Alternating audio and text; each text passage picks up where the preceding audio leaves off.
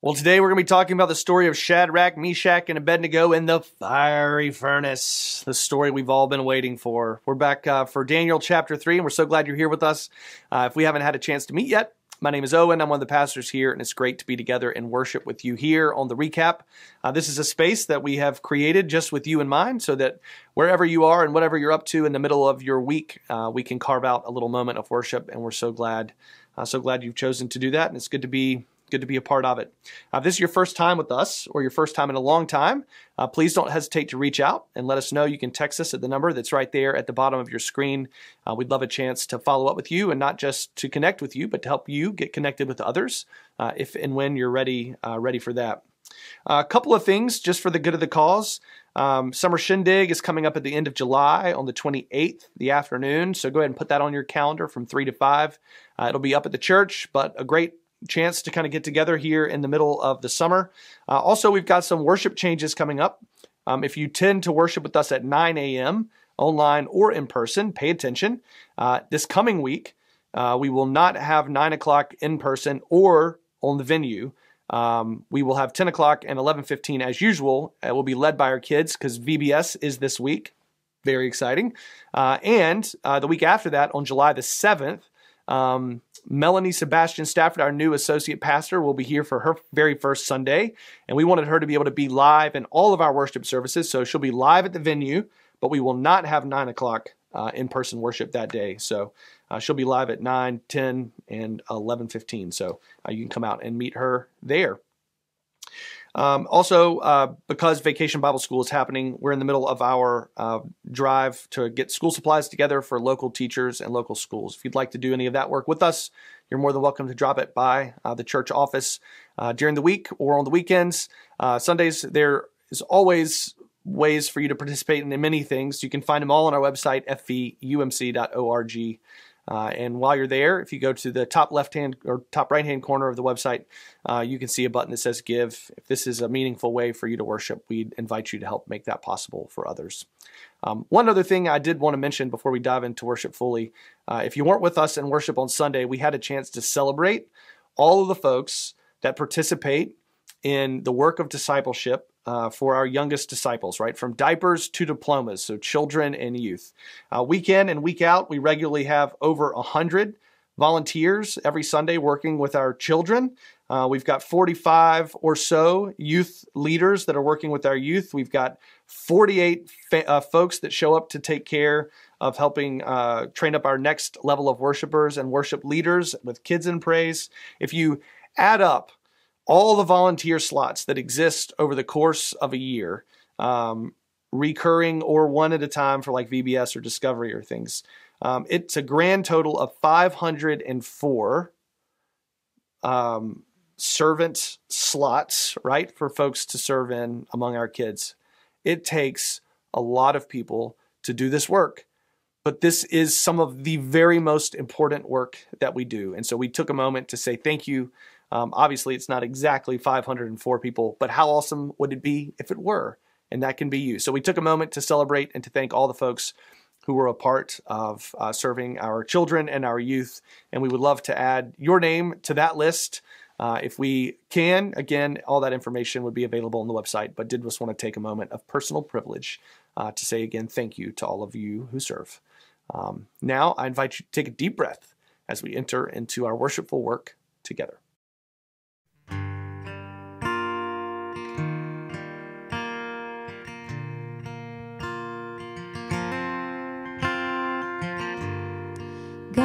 Abraham, you're the God of covenant and faithful promises. Time and time again, you have proven you'll do just what you said. Though the storms may come and the winds may blow, I'll remain steadfast and let my heart learn when you speak a word, it will come to pass. Great is your faithfulness to me. Great is your faithfulness to me. From the rising sun to the setting same, I will praise your name. Great is your faithfulness to me. I put my faith in Jesus, my anchor to the ground, my hope and firm foundation. He'll never let me down. I put my faith in Jesus, my anchor to the ground, my hope and firm foundation. He'll never let me down. He'll never let me down. Great is your faithfulness to me. Great is your faithfulness to me. From the rising sun to the setting same, I will praise your name. From the rising sun to the setting same, I will praise your name. Great is your faithfulness to me. Well, hey, everybody. Welcome. We're in Daniel chapter 3 today, continuing in our series there. In Daniel chapter 3 is the story of Shadrach, Meshach, and Abednego in the fiery furnace. And I want to really urge us today to resist our easy Sunday school memories of this story. It is far more complex and beautiful. I think we use it to teach kids that if you stand up for God, God will save you from the fires that you walk through. And I think that's a beautiful message for our kids. It's a wonderful thing to teach them. But honestly, as an adult, I find it kind of underwhelming. It's not a satisfactory response. When we consider how much nuances in this story that can help us deal with the nuances of the same things that we're up against in our everyday life. Not many of us are facing actual furnaces or being asked to bow down to actual statues. Sometimes we are, and we do. And it's also not a very satisfactory response there. We're right near the 80th anniversary of D-Day. I'm thinking about the millions of Jews who, for their faith, were led and killed in fiery furnaces of their own. I don't think that interpretation is a satisfactory response to that moment in our honestly, not that there is any satisfactory response to that moment in history and to that kind of evil, other than lament and confession. But I want to invite us into a more complex version of this story. Before we dive in, if you weren't with us last week, and if so, you weren't alone. I want to. It was kind of an intimate crowd last week. There were not a ton of folks. We talked about a third way, or a via media. So I want to maybe encourage you to go back and check that out last week if you didn't listen to it, so you can hear the full context of it. But here's a definition that we used. A third way, or a via media, is an alternative response to polarizing extremes, which navigates those false binaries by doggedly holding together inseparable characteristics of God. It was sort of schema for how we might understand the response from Daniel last week, or this week, the response from Shadrach, Meshach, and Abednego. So we're going to be talking with that language. I don't think we'll leave you behind. You can catch right on up with where we are, but you can check that out if you would like to. I would like to suggest to you that what we have here in chapter 3 is a good old-fashioned standoff. Kingdom versus kingdom, image versus image, loyalty versus loyalty. On one side, we've got Nebuchadnezzar. On the other side, we've got Shadrach, Meshach, and Abednego. And all we need is a tumbleweed sort of rolling between the two of them. We have, on one side, the kingdom, of Nebuchadnezzar. He creates a statue of himself of gold, which comes from the dream that we just talked about last week in chapter 2. It's 90 feet tall, 9 feet wide, and he sets it up on the plain in verse 2. We see that so everybody can see it for miles around. And then in verse 2, he calls together all these government officials to come and consecrate the statue. And when he strikes up the band in verse 5, everyone is commanded to bow down to the statue or be thrown in verse 6 into the fiery furnace. In verse 5, when he strikes up the band, just as an interesting aside for a minute, the band is comprised of a horn, a pipe, a lyre, a trigon, a harp, and a drum. Why these instruments, you might ask? Or, in particular, why might we need a lyre, a trigon, and a harp? Aren't they, in effect, the same instrument? Sorry to all of you trigon players. I know it's very distinct. Basically, these instruments represent kind of the cultural area over which Babylon, the Babylonian Empire, has taken over. You can see a map. I mean, it covers a great swath of area and peoples. And so this is like all of their instruments kind of joining together in this band for the kingdom of Nebuchadnezzar. Now, this kingdom comes face to face with another kingdom. On the other side, we have a problem.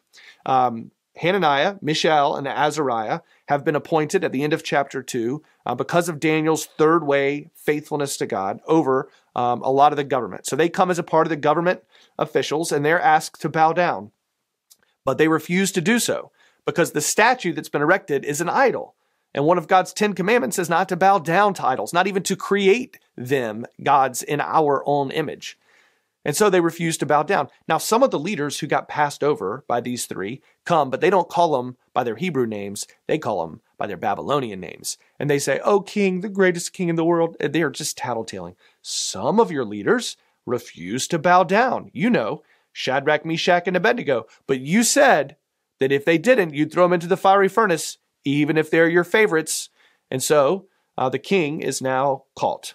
And we have kingdom versus kingdom. There's this interesting phrase that keeps showing up in the book. And it's the phrase or the word that we translate as to stand up or to set up or stood up. So we read over and over again that King Nebuchadnezzar set up for himself this statue. Over and over again, we see these words. If you see them, pay attention.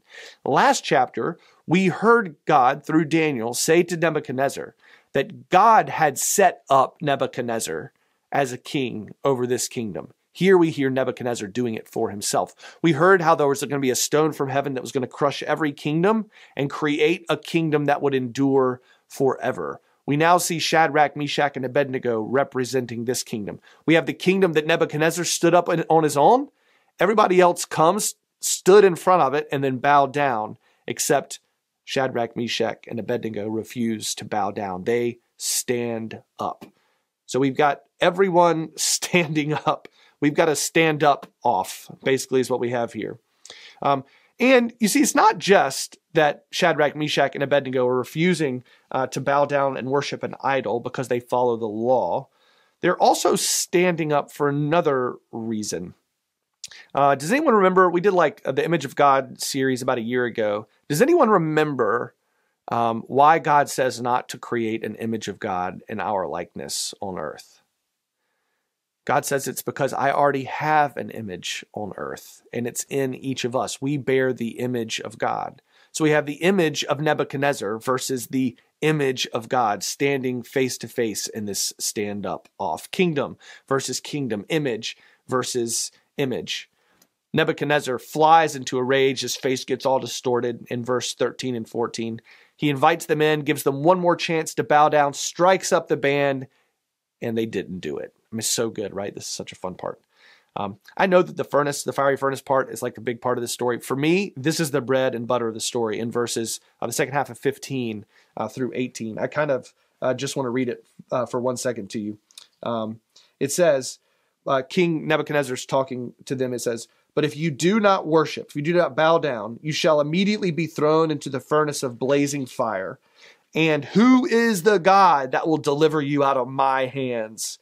Shadrach, Meshach, and Abednego answered the king, "O Nebuchadnezzar, we have no need to present a defense to you in this matter.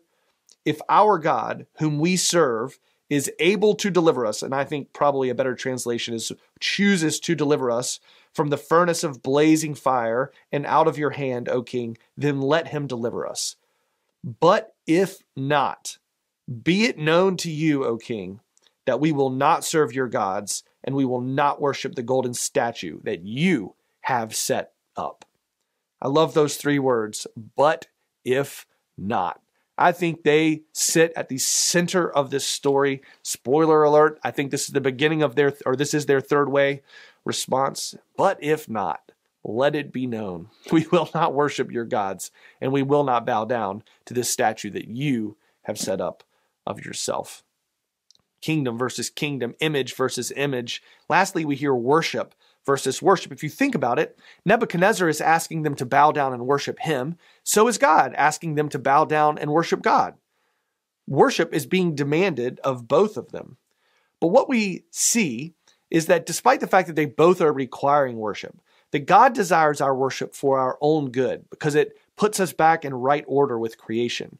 We're invited to love God in our worship as a response to the love that God has for us. So the motivating factor for worship is God's love for us. And this love leads us to freedom from slavery even to sin and death, we hear Jesus say. And at the end of time, all nations, every tribe, every tongue are going to stream together to God's holy mountain, as we read in Isaiah, to worship God in their language, in this sort of one unified, beautiful chorus. By contrast, we have Nebuchadnezzar demanding worship through violence, which is the motivating factor for worship. Nebuchadnezzar requires worship, that every nation and their instruments worship together in one chorus, not in their freedom, not because in their freedom they choose to, but because in their slavery they have to. Kingdom, kingdom, image, image, worship, worship. But if not, O king, know this, we will not worship you. Nebuchadnezzar's furnace in verse 19 gets heated to 7 times its normal hotness. Like his rage boils over, so does the heat of the furnace, so much so that in verse 22, we see that even his own soldiers are burned to death when they're trying to throw Shadrach, Meshach, and Abednego into the furnace. And in the fire, in verse 24 and 25, we find a fourth figure. Not just the 3 of them, but a fourth figure. And whatever that figure is, and there have been lots of interpretations, it is clear that it represents the presence of God in the fire. And I would suggest that even if the outcome is different, even if God chose not to deliver them, but if not, the presence of God is in every furnace where the people of God suffer for their faith at the hands of those who build statues of themselves and demand worship. We love the fact that Shadrach, Meshach, and Abednego stood their ground, stood up for their faith, stood up for God. And we love the fact that King Nebuchadnezzar recognized, again, that God was more powerful than him. He even turns around and blesses God. He praises God. He worshiped God. Though I'm not sure he learned very much, because he said anyone that doesn't now, who blasphemes against this God will be torn limb from limb. So it seems like he may have missed some of the finer points of things in verse 29 there. And then again, we see Shadrach, Meshach, and Abednego get promoted. Again, it's not that they stood up. I mean, yes, it is. But it's how they stood up that I think ultimately matters. Shadrach, Meshach, and Abednego had a choice to make that was not as clear as we think that it was. Last week, we looked at Daniel's response as a third-way response between 2 binaries. I'd like to do that again. We used a matrix last week, so we'll use one this week as well. We talked about the false binaries that existed for Daniel last week. This week, I think the question that they're primarily asking themselves is, what is God's work in the world, and how are we supposed to participate in it? There are kind of 2 corresponding parts of God's work in the world. God is working for the wholeness of the world. The word there is shalom, which is a word we talk about a lot around here. It means peace. Think lion and lamb lying down together. Think swords being beat into plowshares. But God is also working towards the holiness of the world. That is, that things would be as they were intended to be so that they can be in perfect communion with God, not defiled. So while for God this is all a part of the same work, wholeness and holiness, we sometimes see them as being binary options, which creates what I want to call a pretend peace or brutal honesty, depending on whether we focus more on that wholeness or more on the holiness. Again, God has instructed Shadrach, Meshach, and Abednego, as well as Daniel, the people of God, when he sent them into exile. God instructed the people to work for the peace and thriving of the communities in which they live. Literally, the shalom of the land to which I am sending you. And God has instructed them to remain a particular people in a world, to be set apart, to be holy, so that through them all the families of the world might be blessed. Both exist, but in this moment they seem almost incongruent. We can choose one or the other. They can choose high wholeness and low holiness. They can choose what I want to call a pretend peace. All they have to do is bow down. They can know in their hearts that they're not really worshiping this guy. They can just appear to be doing it while they're really praying to God. They can keep the peace by bowing down, being good, gets you stuff, right? Jesus accused the Sadducees of doing this in his day and time. The Sadducees were sort of capitulating to the Roman Empire at the time, and he critiques their hypocritical accommodation. Likewise, they can also choose the sort of high holiness, low wholeness, right? And I want to call that brutal honesty. They could have worked to use the power of Babylon, the Babylonian government. They were in charge of it. They could have used that to sabotage the statue, to blow it up, to tear it down. They could have used the tools that they were opposed to accomplish a greater end, because the ends justify the means. Jesus took issue with the zealots of his day, a sect that was kind of participating in guerrilla warfare against the Roman Empire. And Jesus did this by showing us that this is not the kind of power that he came to use. Instead, between these two opposing binaries, Shadrach, Meshach, and Abednego take this third way. But if not, they knew that it might cost them something to not bow down, so they refused to bow down, and they refused to wield the power of Babylon to basically become Nebuchadnezzar himself. I mean, they weren't even mean. They said, "We have no need to present a defense in this matter." They could have yelled at him at least a little bit. It would have felt good, right? And while the statue of Nebuchadnezzar doesn't fall down, it does lose all of its power because of how they respond in the process. I want to suggest that we have this sort of similar binary that exists at work in our world. And I might not be spot on, so I'm going to invite you to use your thinking power with me here. Even though for us it might not look like a giant statue, how does this binary show up in our world? Here are some of my thoughts. We see this sort of pretend peace binary. This is where this crew, they want to see everyone get along. And while they may say that differences are valued, there's actually this conformity that is expected, required, a conformity to a vision of sameness by making everything acceptable. So we get peace, but that peace doesn't really take seriously the honesty that we need if we want to find real peace with one another. It's like addressing the symptoms, but not the illness. And this crew tends to say, if you do not conform to our expectations of sameness or use the right words, then you are working against peace and we will cut you off. You've heard of the cancel culture, right? All right, so here that is.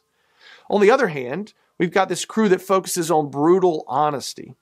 They know that we can't live with shalom and peace if we lose the distinctiveness that God calls us to have. So they want to point out all the ways that they are succeeding at living perfectly into God's will and God's way, and while everybody else is failing at it. Sometimes it seems that they like the brutal part more than the honest part. Holier than thou is a mentality we might feel when we're talking to this binary. Others, they say, are too much of the world. For us, it's us versus the world. And if you are not like us, or you're using the wrong words, then you're working against holiness, and we're going to cut you off. You've heard of cancel culture, right? So if those are indeed a false binary that we face in our world, I would just ask the question, what might our response look like? What would it look like for us to respond in a third way, like Shadrach, Meshach, and Abednego did? When we take this third way to resist pretend peace and brutal honesty, I believe instead it means that we're working on restorative reconciliation. Reconciliation between people that takes seriously justice and mercy. Reconciliation that requires repentance and transformation so that real and true healing can actually happen. We're not just dealing with the symptoms, we're dealing with the sickness.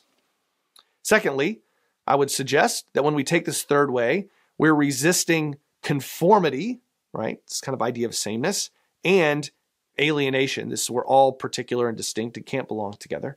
We're going to use those two things together, resist the urge to fall into those traps, and we're going to work towards being one in Christ Jesus, which we hear over and over again in the New Testament.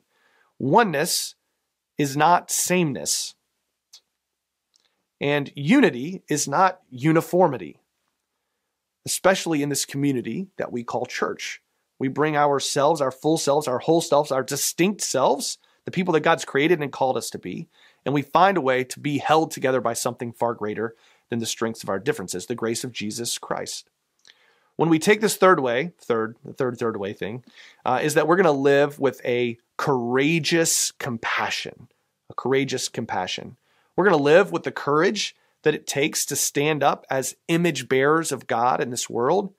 And we're going to live with the compassion to stand up for folks in this world who bear the image of God.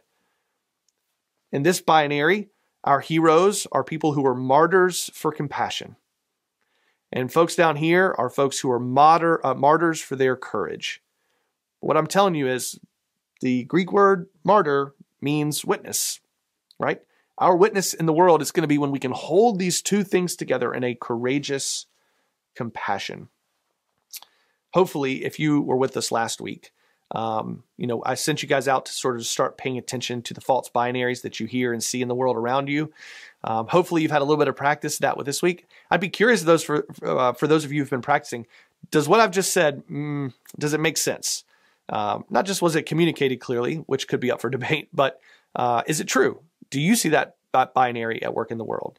If you don't, maybe it's because it's not there, right? Maybe it's because you missed it. That's also a possibility. But I'm curious if you think that this is a binary that we fall into ourselves or not. And if not, how would you frame it up?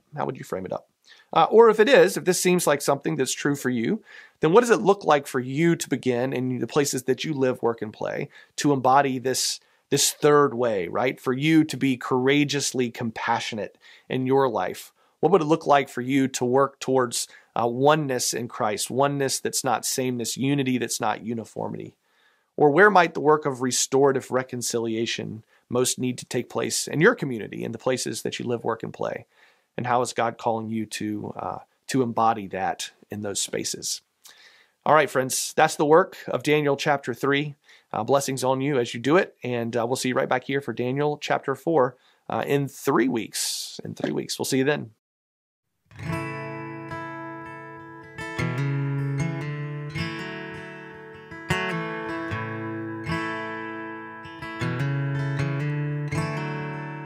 Were creation suddenly articulate with 1,000 tongues to lift one cry, then from north to south and east to west we'd hear Christ be magnified.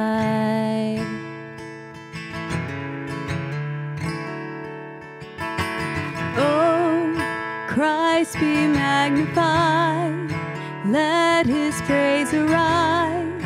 Christ be magnified in me. Oh, Christ be magnified from the altar of my life.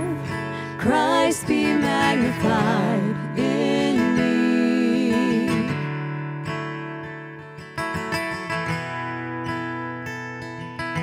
I won't bow to idols, I'll stand strong and worship you. And if it puts me in the fire, I'll rejoice 'cause you're there too. I won't be formed by feelings, I hold fast to what is true. If the cross brings transformation, then I'll be crucified with you. 'Cause death is just the doorway, and into resurrection life. If I join you in your sufferings, then I'll join you when you rise. And when you return in glory with all the angels and the saints, my heart will still be singing, my song will be the same. Oh, Christ be magnified, let his praise arise. Christ be magnified in me. Oh, Christ be magnified from the altar of my life. Christ be magnified in me. Well, friends, it is easy, I think, for us to fall into the trap of a pretend sort of peace, going along to getting along, bowing down just enough to keep the peace, or to fall into this brutal honesty sort of moment where we just say, no, we can't do this anymore. We've got to be a particular type of people. Look, I'm doing it. Why can't you figure it out? It's like really easy for us to fall into these traps. We see Shadrach, Meshach, and Abednego navigate this beautiful third way that, again, doesn't tear down the statue of Nebuchadnezzar, but strips it of all of its power. This is the kind of power that Jesus most embodied. And I think it's the kind of power that we can live with in our everyday, ordinary, walking around lives. And so as you navigate the false binaries of your life and you work towards that sort of transformational, restorative reconciliation, just know that you don't have to do that work on your own. But the power of God is in you to bring you the compassion and the courage that you need to work towards the oneness that we're called to live with. So go and be a part of that work in the name of the Father, the Son, and the Holy Spirit. Amen.